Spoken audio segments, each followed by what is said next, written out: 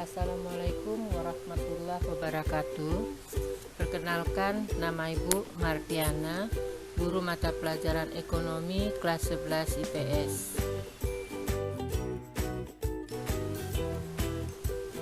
Pada mata pelajaran ekonomi kelas 11 IPS tahun ajaran 2020-2021, maka terdapat beberapa kompetensi dasar yang harus diselesaikan. Untuk semester ganjil, maka ada beberapa kompetensi dasar yang harus diselesaikan, yang terdiri dari KD 31 menganalisis konsep dan metode perhitungan pendapatan nasional, KD 32 menganalisis konsep pertumbuhan ekonomi dan pembangunan ekonomi serta permasalahan dan cara mengatasinya, KD 33 menganalisis permasalahan ketenagakerjaan dalam pembangunan ekonomi, KD 34 menganalisis indeks harga dan inflasi, KD 35 menganalisis kebijakan moneter dan kebijakan fiskal. Pada pertemuan kita kali ini, kita akan mempelajari dan membahas KD 31 tentang pendapatan nasional.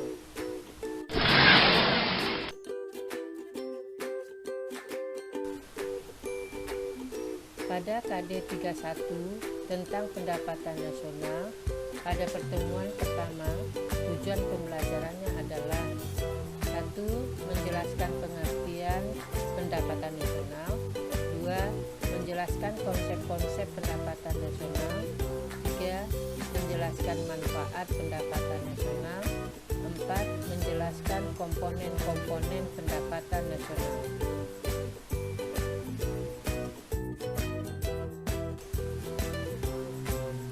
Sekarang kita akan mulai membahas tentang pengertian pendapatan nasional.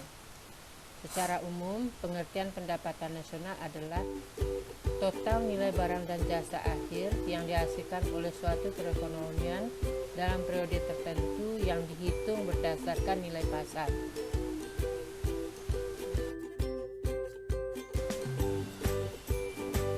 Selanjutnya tentang pengertian pendapatan nasional menurut para ahli. 1. Albert Marshall. Pendapatan nasional adalah tenaga kerja dan modal dari suatu negara yang mengolah sumber alamnya untuk memproduksi sejumlah neto komoditi, baik material dan imaterial, termasuk jasa dan sejenisnya. 2. Arthur Cecil Vigo. Pendapatan nasional adalah bagian dari pendapatan objektif masyarakat, termasuk pendapatan yang berasal dari luar negeri yang dapat diukur dalam uang. 3. Irving Fisher. Pendapatan nasional yang hakiki adalah neto yang langsung dikonsumsi tahun ini juga.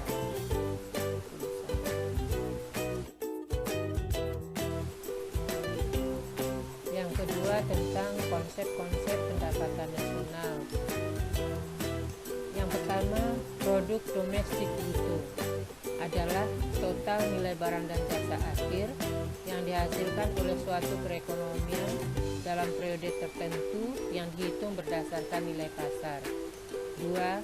Produk nasional bruto adalah jumlah produk nasional bruto dengan pendapatan neto terhadap luar negeri.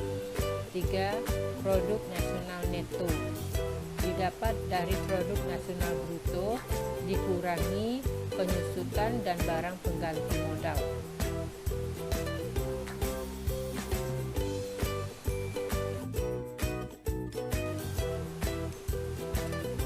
Yang keempat, pendapatan nasional bruto adalah produk nasional neto dikurangi dengan pajak tidak langsung ditambah subsidi.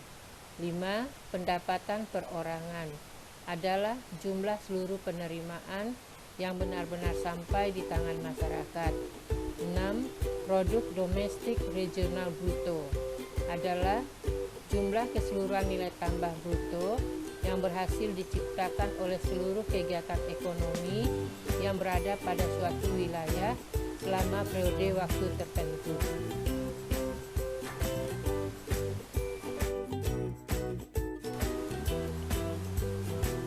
Ketiga, manfaat mempelajari pendapatan nasional. 1. Menggambarkan jenis perekonomian dan strukturnya. Dari perhitungan pendapatan nasional, kita dapat mengetahui apakah suatu negara cenderung dimasukkan dalam golongan negara industri atau negara agraris.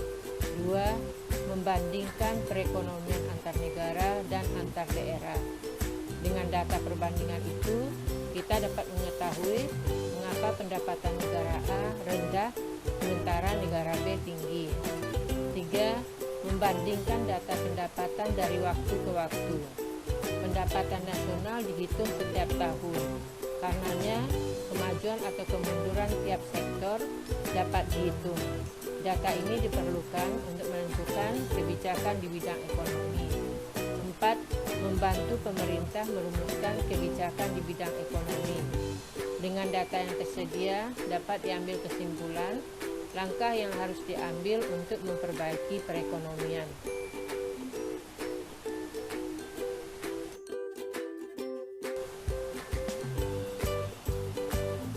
4. Komponen-komponen pendapatan nasional. 1. Komponen pendapatan nasional atas dasar pendekatan pendapatan. Yang pertama, kompensasi untuk pekerja. 2. Keuntungan perusahaan. 3. Pendapatan usaha perorangan. 4. Pendapatan sewa. 5. Bunga neto. Yang kedua, komponen pendapatan nasional atas dasar pendekatan pengeluaran. A. Pengeluaran konsumsi rumah tangga. B. Pengeluaran investasi. C. Pengeluaran pemerintah untuk barang dan jasa. D. Ekspor neto.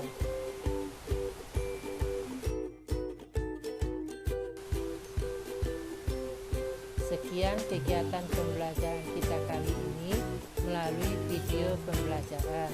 Semoga dapat dimengerti dan dipahami. Tetap semangat. Terima kasih. Wassalamualaikum warahmatullahi wabarakatuh.